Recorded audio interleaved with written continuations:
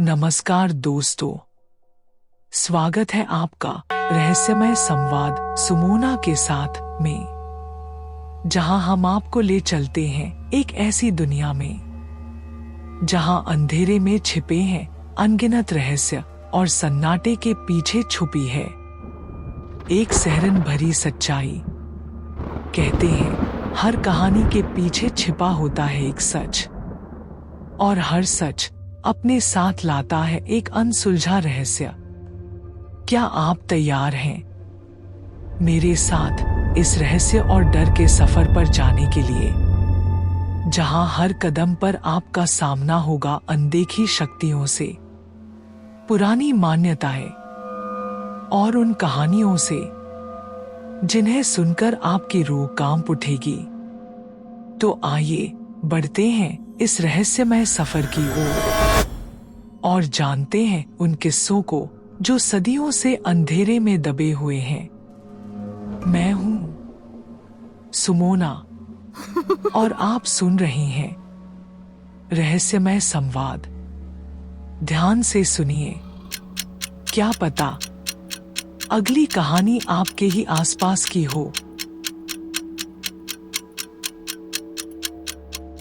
आज की यह कहानी एक छोटे से गांव नवलपुर की है, जो चारों तरफ से जंगलों से घिरा हुआ था।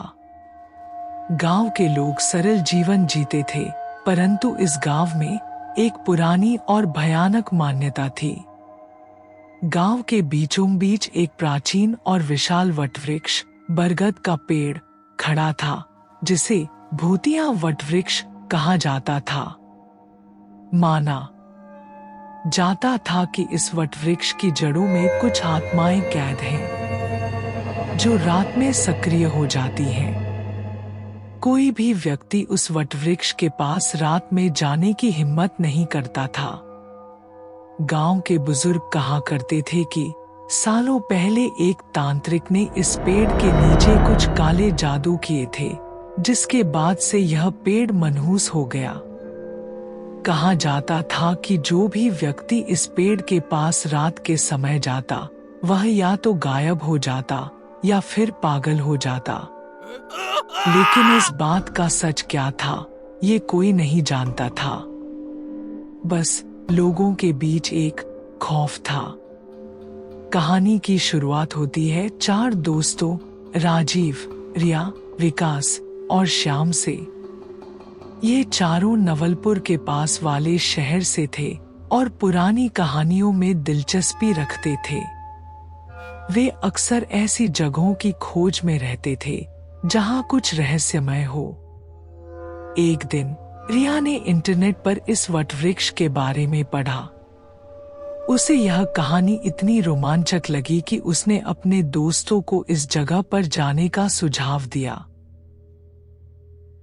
यह सुनके राजीव ने हंसते हुए कहा, हा, रिया, ये क्या नई कहानी ले आई हो? एक पेड़ में आत्माएं कैद हैं? ये कौन सी मूवी से उठाया है? नहीं राजीव, यह सच है। मैंने इस पर काफी रिसर्च की है। गांव के लोग मानते हैं कि इस पेड़ में कुछ न कुछ तो है, और क्या पता हमें कुछ दिलचस्प मिल जाए। विकास और श्याम ने भी हामी भर दी।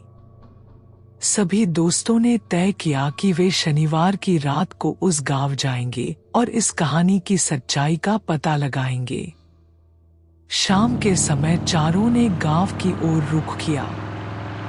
गांव में पहुंचते ही वे सीधे मुखिया से मिले और इस पेड़ के बारे में जानकारी मांगी। मुखिया ने गंभीरता से उन्हें मना किया। बेटा, उस पेड़ की छाव में कोई रात नहीं काटता। मैंने अपने जीवन में कई लोगों को खोया है जिन्होंने इसे मजाक समझा। अगर तुम अपनी भलाई चाहते हो तो वहां मत जाना। लेकिन दोस्तों ने उसकी बातों को नजरअंदाज किया। वे ठहरे थे जिज्ञासु और साहसी। रात के समय जब पूरा गांव नींद में था, चारों दोस्त धीरे धीरे उस पेड़ की ओर बढ़े। पेड़ के पास पहुंचते ही हवा अचानक से तेज हो गई, मानो किसी ने उनकी उपस्थिति को महसूस कर लिया हो। पेड़ की पुरानी और मोटी जड़ें जमीन के ऊपर ऐसे फैली हुई थी जैसे किसी विशाल अजगर ने जमीन को जकड़ रखा हो। पेड़ के आसपास एक अजीब सी शांति थी जो दिल में खौफ पैदा कर रही थी। यहाँ कुछ तो अजीब है। मुझे ये जगह ठीक नहीं लग रही। अरे यार, तुम ही तो हमें यहाँ लेकर आई हो, अब डर क्यों रही हो? विकास ने पेड़ के नीचे एक अजीब सी चीज देखी। वह धीरे धीरे उस ओर बढ़ा। वह एक प्राचीन मूर्ति थी जिस पर कई निशान बने हुए थे। तभी हवा और भी तेज हो गई और एक अजीब सी आवाजें सुनाई देने लगी। तुम लोग ये आवाज सुन रहे हो? ये कहां से आ रही हैं? सबके चेहरों पर अब एक हल्की सी डर की झलक दिखने लगी थी। वे इस रहस्यमयी वटवृक्ष के पास आ तो गए थे, परंतु अब उन्हें यहाँ के माहौल ने असमंजस में डाल दिया था। चारों के दिलों की धड़कनें तेज हो गई थी। एक चिड़िया जो शायद पेड़ पर बैठी थी, तेज आवाज के साथ उड़ गई। उस चिड़िया के पंखों की फड़फड़ाहट ने सबको चौंका दिया। सबकी नजरें उस पेड़ के चारों ओर घूम रही थी। पेड़ की शाखाएं हवा में झूल रही थी, जैसे कि वे कोई संकेत देना चाह रहे हैं। रहस्यमयी वटवृक्ष के नीचे खड़े चारों दोस्तों की सांसें तेज चल रही थी। पेड़ के चारों ओर अजीब सा सन्नाटा था जो किसी अनहोनी की आहट दे रहा था। हवा में एक अजीब सी ठंडक थी और चारों के रोंगटे खड़े हो रहे थे। विकास ने पेड़ के नीचे पड़ी उस अजीब मूर्ति को उठाने की कोशिश की। जैसे ही उसने उसे छुआ, मूर्ति से एक ठंडी लहर उसके हाथों में फैल गई। विकास का चेहरा सफेद पड़ गया। विकास, इसे छोड़ दो। मुझे यह ठीक नहीं लग रहा। लेकिन विकास ने उसकी बात अनसुनी कर दी। तभी एक हवा का तेज झोंका आया और अचानक से पेड़ की एक शाखा झटके से हिली। तुम लोगों ने ये देखा? क्या ये पेड़ सच में हिला? राजीव ने उसे मजाक समझा और हंसते हुए बोला, अरे यार, हवा चल रही है, पेड़ ही तो है, हिल गया तो क्या हो गया? लेकिन रिया के चेहरे पर चिंता साफ झलक रही थी। वह बार बार चारों ओर देख रही थी, जैसे कोई उन पर नजर रखे हुए हो। तभी पीछे से किसी की धीमी और भयानक हंसी सुनाई दी। ये हंसी किसकी है? चारों एक साथ पलटे, लेकिन वहां कोई नहीं था। अंधेरे में केवल पेड़ की लंबी लंबी छायाएं थी जो जमीन पर किसी जीव की तरह हिल रही थी। चारों के चेहरों पर अब डर का साया साफ दिख रहा था। राजीव ने कोशिश की स्थिति को हल्का बनाने की। शायद ये हवा की आवाज थी, डरने की जरूरत नहीं है। नहीं, ये सिर्फ हवा की आवाज नहीं थी। मुझे लगता है कि यहाँ कुछ गलत है। तभी विकास ने ध्यान दिया कि उसके हाथ में पकड़ी हुई मूर्ति से हल्की हल्की रोशनी निकल रही थी। तुम लोग देखो, ये मूर्ति चमक रही है। सबने एक साथ उस मूर्ति की ओर देखा। वह मूर्ति धीरे धीरे एक भयानक चेहरे में बदलने लगी। चारों दोस्त सन्न रह गए। उनके शरीर कांपने लगे और पसीने की बूंदें उनके माथे से टपकने लगी। तभी एक औरत की धीमी आवाज में रोने की आवाज सुनाई देने लगी। यह आवाज ये कहां से आ रही है? शुरू में आवाज धीमी थी, लेकिन धीरे धीरे वह तेज होने लगी। चारों की सांसें रुकने लगी, मानो किसी ने उनके गले पर जकड़ बना दी हो। सबके चेहरे डर से सफेद हो गए थे। हमें यहां से चलना चाहिए। यह ठीक नहीं है। लेकिन राजीव ने ठान लिया था कि वह इस रहस्य का पता लगाए बिना वापस नहीं जाएगा। उसने सबको शांत किया और कहा, सुनो, हमें यहां से भागना नहीं है। यह सब शायद हमारे दिमाग का खेल है। हम डर के कारण अजीब अजीब चीजें देख और सुन रहे हैं।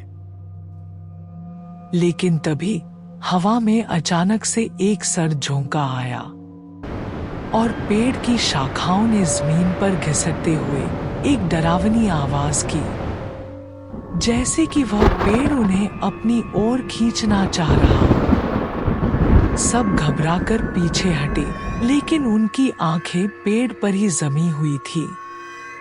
तभी पेड़ के तनों के बीच से एक काले साये ने बाहर झांकते हुए सबको देखा। वह साया बिल्कुल स्थिर था, लेकिन उसकी उपस्थिति का एहसास सबको हो रहा था। वह कोई साया है। चारों ने देखा, लेकिन साया अचानक से गायब हो गया। सबकी धड़कनें तेज हो गईं। वह पल मानो किसी भयानक सच की शुरुआत था। अब सभी को अपने फैसले पर पछतावा हो रहा था, लेकिन वहां से जाना भी मुमकिन नहीं लग रहा था। पेड़ के आसपास अजीब सी सर्दी महसूस हो रही थी, जो उनके शरीर को सुन्न कर रही थी। तभी पेड़ की एक मोटी जड़ हिलने लगी, मानो जमीन से कुछ बाहर आने की कोशिश कर रहा हो। सबकी आंखें उस जड़ की तरफ टिकी हुई थी। अचानक एक जोरदार आवाज के साथ जमीन में दरारें पड़ गईं। यह क्या हो रहा है? हमें यहां से भागना चाहिए। राजीव अब तक अपने डर को काबू में रखे हुए था, लेकिन इस बार वह भी डर गया। सब भागने के लिए पीछे मुड़े, लेकिन जैसे ही वे भागने की कोशिश करते, पेड़ की शाखाओं ने उन्हें घेर लिया। चारों दोस्तों के दिलों की धड़कनें तेज हो गई थी। अब उन्हें समझ में नहीं आ रहा था कि वे इस भयावह स्थिति से कैसे निकलेंगे। क्या चारों दोस्त इस भयानक पेड़ के चंगुल से निकल पाएंगे? क्या राजीव और रिया इस भूतिया वटवृक्ष के रहस्य को सुलझा पाएंगे, या उनकी तकदीर में कुछ और ही लिखा है? अगले भाग में जानेंगे कि आगे क्या होता है। दोस्तों, अगर आपको ये कहानी पसंद आई हो और आपके रोंगटे खड़े हो गए हों, तो हमारे चैनल को लाइक और सब्सक्राइब करना ना भूलें। हम इसी तरह की और भी रोमांचक और रहस्यमयी कहानियां आपके लिए लाते रहेंगे। अपने विचार और सुझाव हमें कमेंट्स में जरूर बताएं। अब अगले भाग के लिए तैयार हो जाइए, क्योंकि अगले हफ्ते हम एक और भाग लेकर आएंगे जो आपकी रातों की नींद उड़ा देगा। तो दोस्तों, मिलते हैं अगली कहानी में। तब तक के लिए ध्यान रखें, क्योंकि अंधेरे में छिपा रहस्य कभी भी सामने आ सकता है।